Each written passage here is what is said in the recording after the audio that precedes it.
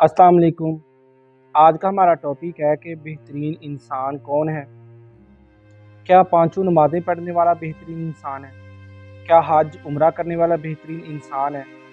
کیا زیادہ نوافل پڑھنے والا انسان بہترین انسان ہے؟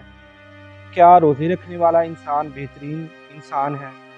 اللہ کی ذات فرماتی ہے کہ انسان پہ دو قسم کے حقوق ہیں، ایک حقوق اللہ اور ایک حقوق العباد۔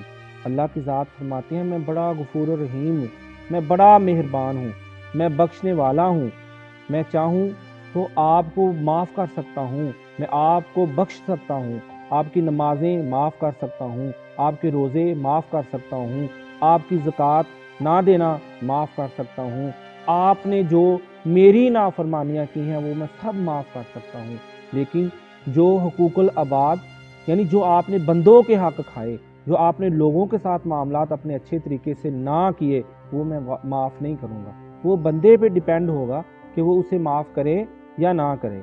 اب بات یہاں یہ آ گئی کہ نماز، روزہ، زکوٰۃ ایک سائیڈ پہ، لوگوں کا لین دین ایک سائیڈ پہ، اسی لیے نبی کریم صلی اللہ علیہ وسلم نے ارشاد فرما دیا کہ تم میں سے بہترین انسان وہ ہے جس کا سب سے اچھا اخلاق ہے، جس کا لین دین لوگوں کے ساتھ اچھا ہے۔